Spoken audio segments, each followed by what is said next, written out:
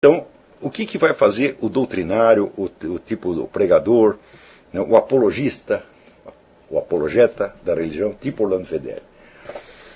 Ele lê uma coisa e ele vê se aquilo está de acordo com a doutrina da igreja ou não. Se está, ele aprova. Se não está, ele desaprova. Né? É só isto. Então eu digo, bom, é bom que alguém faça isso, é claro, para avisar as pessoas. Por exemplo, ele lê lá o René Guénon e diz, não, isso está errado, isso é agnóstico, está condenado. Eu digo, ótimo. Agora, o problema é o seguinte, como é que nós vamos lidar filosoficamente com essas questões? Hã? Então eu tenho que fazer minhas aquelas hipóteses que o René Guénon está trabalhando e ver o fundamento, mesmo que o que ele diz está errado, eu tenho que ver o fundamento da possibilidade do erro. Hã? Eu tenho que dizer por que ele chegou no erro. Hã? Não basta simplesmente dizer que está errado. Então, essa é a mesma coisa. O Orlando Fedeli é que nem um sujeito que, vamos dizer, um médico que o sujeito chegasse no consultório, o médico disse, você está doente. O doente vai, raio, mas isso eu sei. Eu vim aqui precisamente por causa disso. Eu não vim aqui para somente dizer que eu estou doente. Eu vim aqui para dizer o que está acontecendo comigo, precisamente. É? Então, vamos dizer, o processo de investigação filosófica implica uma série de meandros dialéticos, coisas dificílimas, né? No qual você está fazendo, por exemplo, abstração da questão do certo e errado finais. Você está simplesmente acompanhando a experiência intelectual ou espiritual de um outro e vendo todos os meandros dela. Isso aí, o Orlando Fedeli não tem capacidade para fazer isso. Não estudou para fazer isso. Então, eu não tenho nada contra o que ele faz, eu acho maravilhoso o que ele faz. Excelente pregador, grande defensor da igreja, grande batalhador. Né? Deus há de premiá-lo por seus esforços. E acho uma pessoa boa, um homem de bom coração, mas tu não é filósofo, tu não tem capacidade para lidar com isso. Se você precisa de uma certeza imediata e você já vai direto no dogma da igreja, eu digo, bom, você está lendo cada sentença como se fosse uma conclusão e não a etapa de uma investigação dialética. Então daí você não vai entender nada.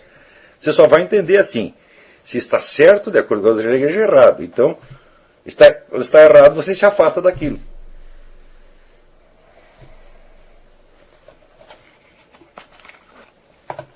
Então, isto aqui é uma atividade, sem dúvida, importante. Mas, se você não quer arriscar a sua mente, você não pode estudar filosofia, meu filho. Você vai lá para o padre e pergunta o que é certo ou errado, o padre te diz e você segue. Se você procurar na patrística grega e latina, você encontrará uma infinidade de erros. Mas uma infinidade. E esses erros, às vezes, o cara prosseguiram no erro por séculos, até que chegou um concílio, ou o Papa, e fechou a questão. Se você lê só a doutrina final, você tem aquele conjunto organizado de certezas que constitui a doutrina da igreja. Mas você não entendeu qual é o problema. E provavelmente você não entendeu do que a doutrina da igreja está falando. Então você tem um conhecimento suficiente para, vamos dizer, a sua prática religiosa. Mas é uma coisa meramente pessoal. Se você quiser que aquilo que você faz tenha uma relevância cultural maior, você vai precisar passar por todas as etapas de dúvida, de perplexidade, etc, etc, etc. Que eu sempre me permiti fazer, por quê? Porque esta é a minha vocação e eu gosto disso. Se você me levanta um problema e me traz a solução final expressa numa linguagem dogmática, eu não me conformo com aquilo. Porque a linguagem dogmática não te explica nada. Ela só diz o que. É a mesma coisa assim que, por exemplo, você vai fazer uma conta, você pega uma calculadora. A calculadora te dá o resultado certo, só que você sabe fazer a conta? Não. Então você obtém o resultado certo, mas você não aprendeu matemática. Você está entendendo? Se você quer só a doutrina da igreja, fala, bom, você quer o resultado da conta, e você nunca vai aprender matemática, meu filho.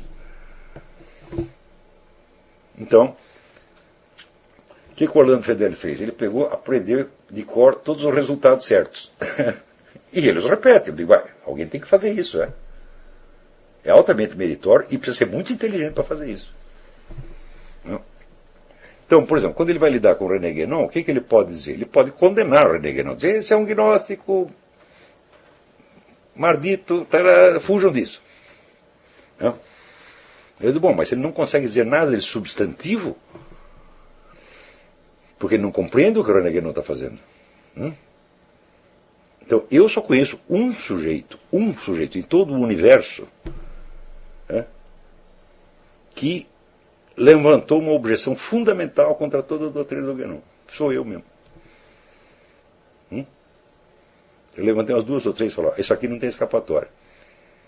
Isso aqui é falso mesmo, não tem jeito, tá certo? E pode René Guénon levantar do túmulo e vir discutir comigo agora. Eu vou dizer, aqui você não é que você errou, você está com treta. Você escondeu isso aqui.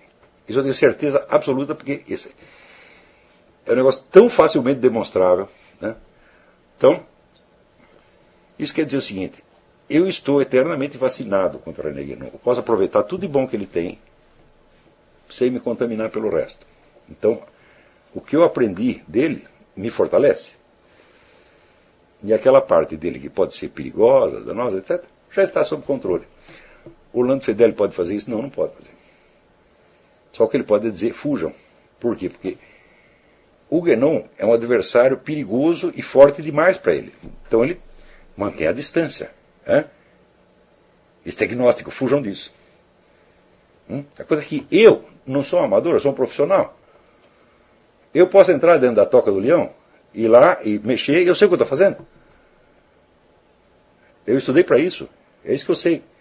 Eu não quero saber se o sujeito está certo ou errado. Não é este o meu único... Claro, eu quero saber no fim. Mas se for um erro monstruoso, como esse erro foi construído, e qual é a possibilidade de que o mesmo aconteça a mim, ou a qualquer outra pessoa que se meta lá, e qual é o fundamento veraz do erro, qual é a raiz que esse erro tem na verdade. Então, ele disse, para discutir com o René Guénon, meu filho, isso não é coisa para criança. Isso é coisa para um profissional. Eu sou um profissional. O Orlando Fedeli, neste campo, ele não é. Então é esse o problema. Não estou zangado com o Orlando Fedeli de maneira alguma. Tá certo? Você acha que eu sou um gnóstico? Tá bom, tá legal, o médico mandou não contrariar. Não vão brigar por causa disso. Mas eu sei o seguinte, você não está entendendo absolutamente nada. É melhor seria você ficar quieto num canto. Então, agora o Orlando Fedeli ainda tem a desculpa que ele faz isso para defender a sua fé. Agora, e esse pessoal de USP, não sei o que está fazendo isso para defender socialismo, para defender porcaria, do que é? Ou para defender sua própria vaidade? Esse não tem desculpa, não. Esse tem que apanhar, porra. Então, voltando aqui ao Francisco Neves. Os nossos juízos, por exemplo, de ordem estética ou moral, eles podem ser demonstrados, mas não para qualquer um, porque a demonstração depende de 2 coisas. Conhecimento dos fatos e a dedução lógica que você faz. No caso estético ou moral, as deduções lógicas são muito fáceis. O difícil é conhecer os fatos, porque é uma questão de percepção. Então, fatos que para uns são óbvios, para o outro nem existem. Então você tem um problema de nível de percepção. Então, por exemplo, eu conheço a vida de milhares de pessoas, sempre tive muito interesse biográfico. Eu gosto de saber de onde as pessoas vieram, o que elas passaram, experiências fundamentais, blá, blá, blá. E eu acabo pegando sempre certas constantes, certas linhas de desenvolvimento que estão na vida da pessoa e que às vezes ela mesmo nunca percebeu.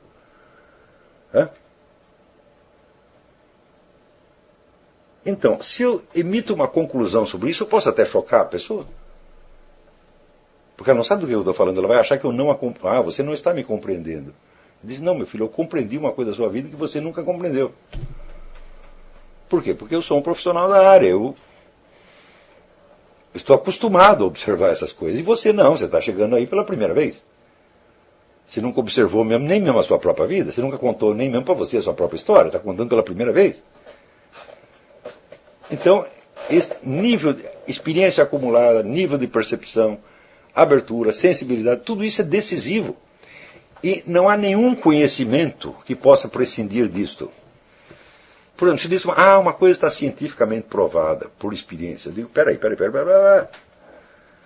Entre os fatos que a teoria científica alega e as conclusões que ela tira, a cadeia de deduções é tão enormemente complicada e depende de tantos outros fatos, né, que a conclusão é sempre mais ou menos vacilante. Então, eu não acredito, vamos dizer, que um juízo estético nesse sentido seja menos preciso, ou menos verdadeiro, ou menos exato que um juízo científico. Se ele, vamos dizer, é que ele depende mais de fatos do que de dedução. E o juízo científico é ao contrário. Né? Às vezes, com um punhadinho de fatos, você cria cadeias de dedução enormes. Tá certo? Então, apenas a dificuldade é diferente num caso ou no outro. Então vamos lá. Alexandre Carpes. Professor, parabéns pela aula. Obrigado. A doutrina louca do Richard Rorty pode convencer muitas pessoas inteligentes do mundo acadêmico devido à pressão do grupo. Como no caso da legitimidade do prêmio Nobel do Obama? Pode. Claro que pode. Não só pode, como é. Né? Aqui nos Estados Unidos, onde este tipo de pensamento do Willard Quine e Richard Rorty predomina, né? Se você vai contra isto, você pode danar a sua carreira acadêmica. Tá certo? Porque os camaradas não querem nem ouvir, nem começar a ouvir uma objeção. Tá certo? Então, se você quer mesmo fazer uma carreira acadêmica como professor de filosofia nos Estados Unidos, você vai ter que engolir essa porcaria. Claro que é uma porcaria de nível muito mais alto do que aquilo que se consome no Brasil. Tá certo? No Brasil, o que estão transmitindo é de um primarismo atroz. Isso não é primarismo, isso é uma loucura altamente sofisticada. Leva anos para você contraí-la, tá entendendo? Às vezes, por exemplo, o Willard Quine tem obras de lógica muito importantes, né? Gilbert Ryle, não são uns vagabundos quaisquer. Então, os caras são, como disse, não são satanistas, mas são satanólogos profissionais. Né? Então, alguma coisa você sempre vai ganhar estudando essas coisas.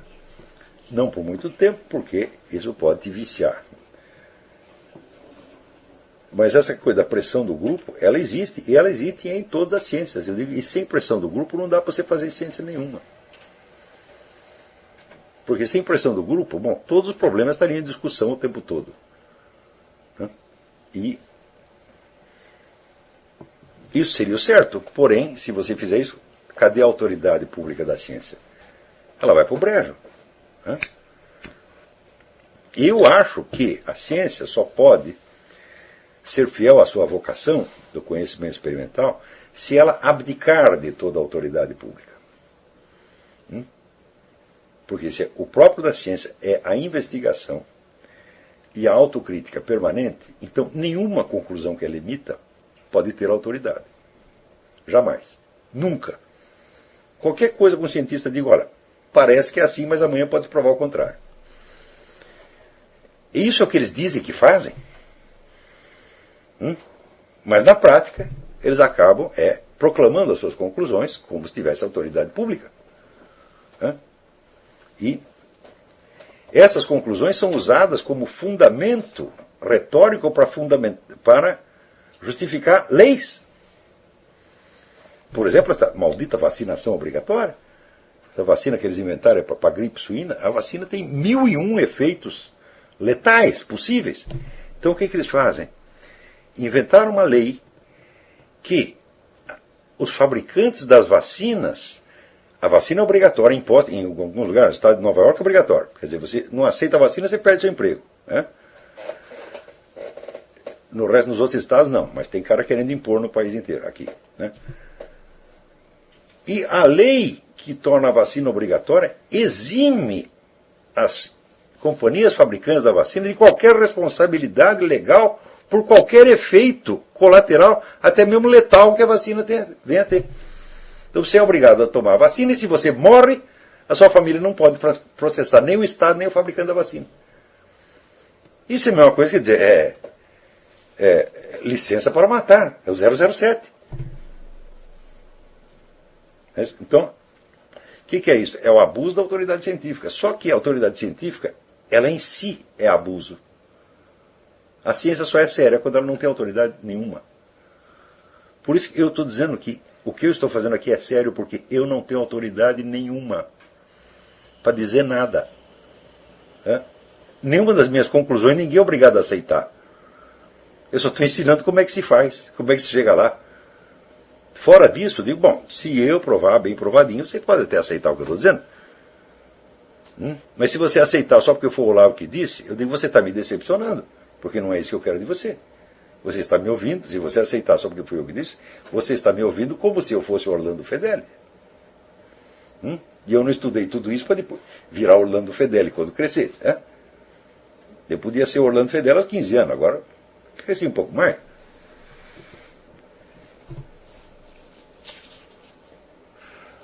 Aqui, Paulo Camargo. Poderia comentar com o professor sobre o último parágrafo da segunda parte do texto Unidade de Percepção, se o correto é poder de preensão sobre a realidade, tal como está, ou se é poder de apreensão sobre a realidade. Pois preensão e apreensão têm significados diversos. Eu usei preensão de propósito. Porque é um termo que, inclusive, que se usa em filosofia. Quer dizer, aquilo que tem preensão sobre a realidade. Veja aqui, a palavra conceito vem de uma raiz latina que é conceptio. Conceptio quer dizer prender, agarrar. Em alemão, conceito se diz Begriff, do verbo greifen, quer dizer o quê? Agarrar. Como garras, não é? Então, se você quer acentuar que um conceito ele domina a realidade sobre a qual ele versa, então você pode usar a palavra preensão. É mais do que uma apreensão. Quer dizer, eu usei de propósito. Embora seja, talvez, no vocabulário atual brasileiro, seja inusitado, mas filosoficamente, por exemplo, em francês, eles usam cela n'a pas de prise sur la réalité. Isso não tem poder de preensão sobre a realidade. Se usa muito em francês. Vamos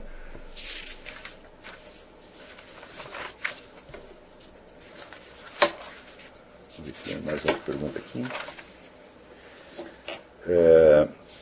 Aqui, o Nicolas Cândido. Professor, estamos formando agora um grupo de estudos em Cuiabá e queremos saber de algumas orientações para a melhor dinâmica de estudos em grupo. Muito bem. Para isso eu não vou poder dar aqui, porque eu precisaria conversar com vocês e ver exatamente quais são as necessidades do grupo, quais são os planos, etc, etc.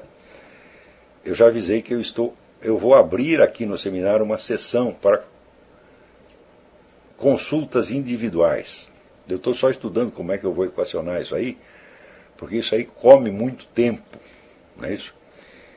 E eu vou ter que inventar uma fórmula para isso. Quando eu inventar, eu aviso aqui, daí você entra em contato comigo por essa via. Né?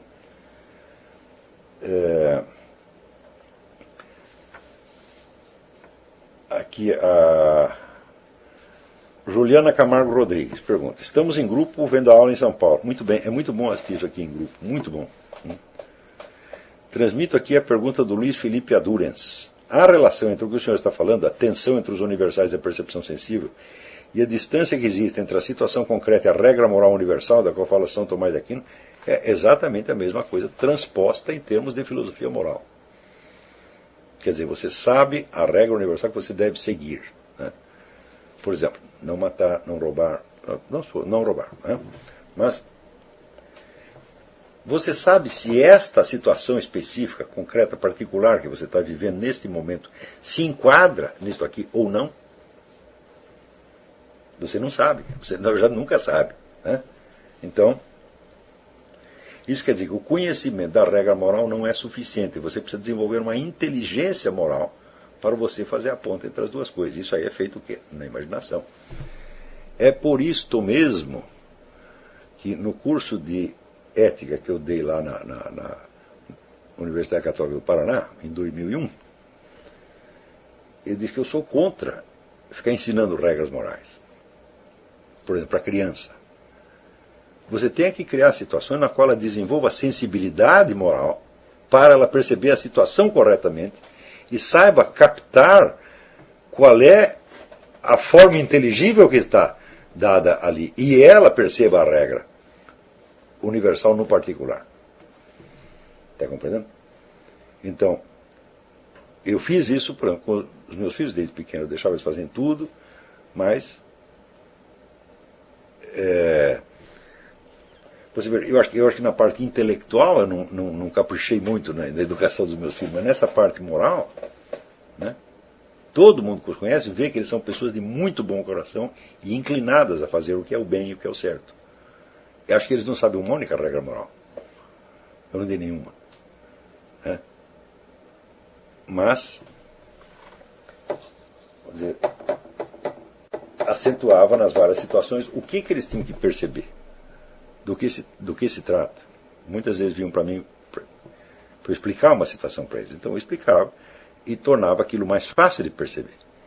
De modo que o sujeito notasse o que ele tem de fazer.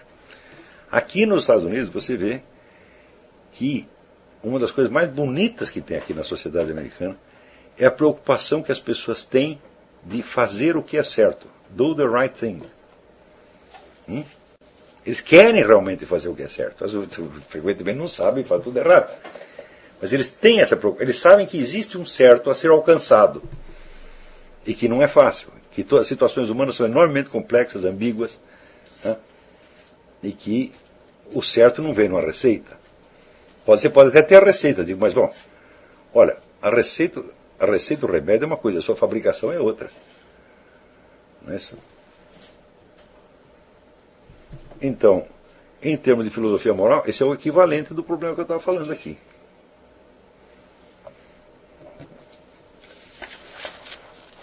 Então, Eduardo de Alencar. Professor, o curso está cada vez melhor. Obrigado. A única coisa ruim é que desde que comecei esse curso, meu mestrado veio se tornando algo quase que insuportável. Bata nos seus professores, humilhe-os. Estuda, depois vai lá e você mostra que sabe mais do que eles, manda eles calar a boca. Então tem pergunta. Por que o senhor diz que Deus é a condição de possibilidade do nosso horizonte de consciência? Bom, eu não disse exatamente isto. Né? Porque se você falar a Deus, você já vai entender no sentido religioso, quer dizer, de uma crença. Mas eu não estou falando Deus da crença, estou falando Deus de verdade, o Deus que age. Mesmo que você não tenha crença. Entendeu? E este Deus que age, a hora que você percebe a presença dele, você entende que essa presença te abarca de tal modo que você existe dentro dela. E por isso mesmo ele não pode ser conhecido nem como objeto de crença, nem como objeto de percepção, nem como conceito, nem coisa nenhuma. Eu sugiro que você faça uma experiência mais simples, que é de conhecer qualquer pessoa. Por exemplo, toda pessoa que você conhece, pega uma pessoa que você gosta, que é próxima de você. Eu digo, você conhece essa pessoa como objeto?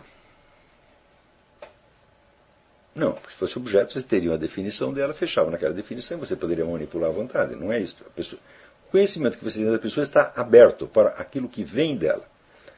Você sabe que aquela pessoa é perfeitamente capaz de surpresas. De fazer uma coisa que não estava no programa, mas que misteriosamente parecerá harmônica com o que ela fez antes. Então você sabe que você não controla a situação. Com Deus mesmo você controla menos ainda, porque Ele sabe muito mais do que você. Entendeu? Como é que nós nos relacionamos com este objeto, entre aspas? Tá certo? infinito, onipotente, infinitamente amoroso, infinitamente bom, etc, etc, etc. Olha, eu só conheço um jeito e esse jeito eu o pratico. Eu me reduzo a mim mesmo ao que tem de mais menorzinho.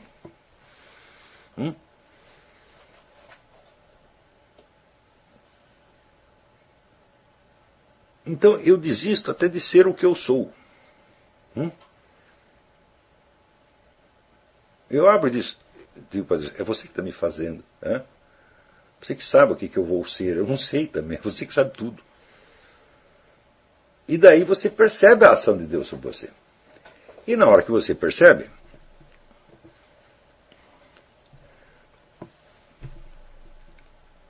você entende que a sua consciência, tomada como um poder que você tem, é uma coisa que jamais você poderia dar para você mesmo.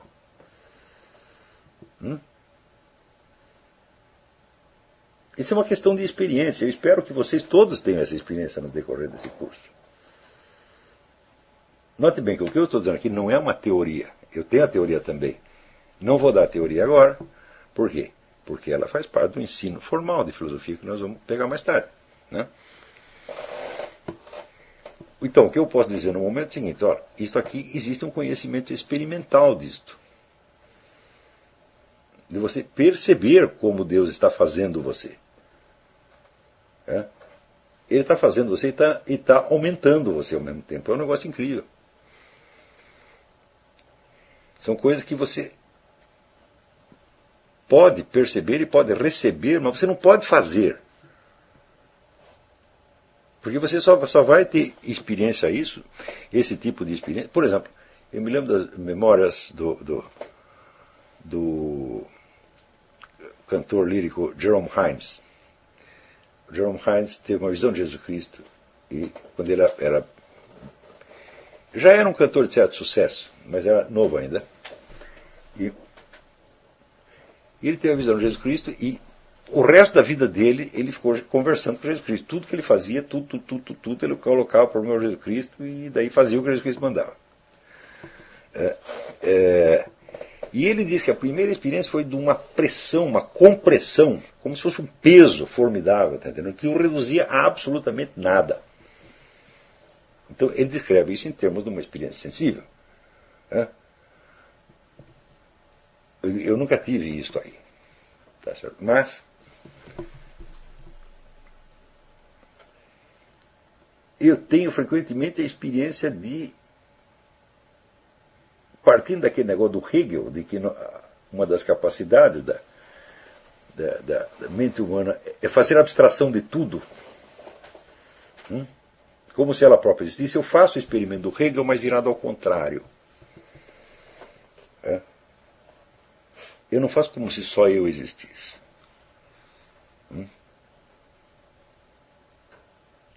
Então assim, sumiu tudo. Só tenho eu aqui, eu não estou vendo nada, eu não estou sabendo de nada, porque a minha ignorância é total. A minha nulidade é absolutamente completa.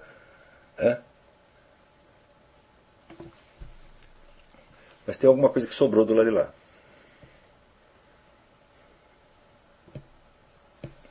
E daí esta coisa age sobre mim.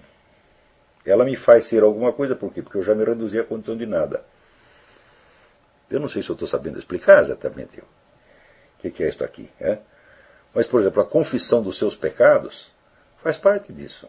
Você tem que saber dos seus pecados. Tem que saber falar, não dá nem para eu aparecer aqui, porque eu devia pegar eu mesmo e jogar dentro da privada. Tá entendendo? Porque isso é uma porcaria tão...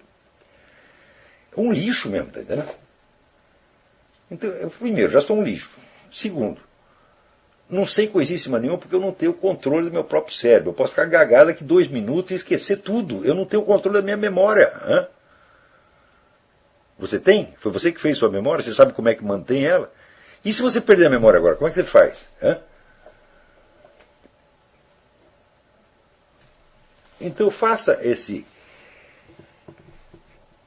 experimento, vamos dizer, de um desastre universal, Sumiu tudo, sumiu até a sua memória, sumiu a sua identidade, sumiu tudo e, no entanto, você está lá acordado. Quer dizer, você não é só insignificante do ponto de vista moral. Sua insignificância moral é só o começo. É só o começo da história. Além da sua insignificância moral, meu filho, tem a sua insignificância cognitiva. Que você acha que sabe alguma coisa, você não sabe nada, porque você não é nem capaz de assegurar que você vai ter memória daqui a um segundo. E depois disso ainda tem a sua insignificância ontológica. Porque você não sabe como você entrou na existência e não sabe como vai sair dela. Você não sabe nada. Você está entendendo? Você, nada mesmo. Então, a hora que você reconhecer esse nada, eu digo, você está na realidade, finalmente. É a primeira vez que você está sabendo alguma coisa verdadeira.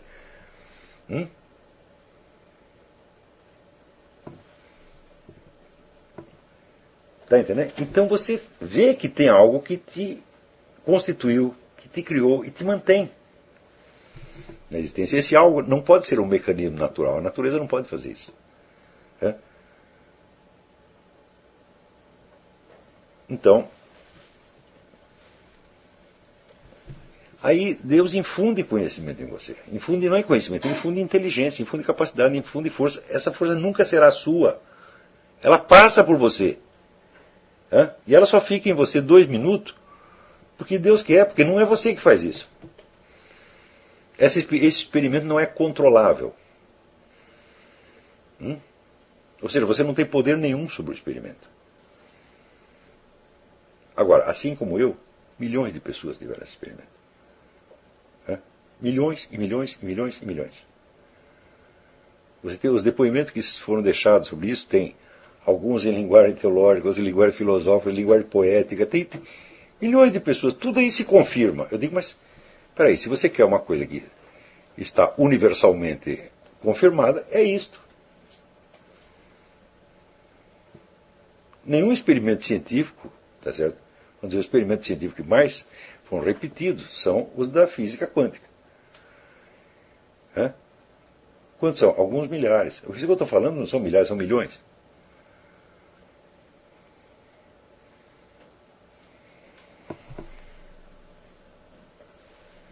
Então, bom, eu vou deixar as suas perguntas para depois. Tá bom? Então, acho que por hoje é só. Muito obrigado, até a semana que vem.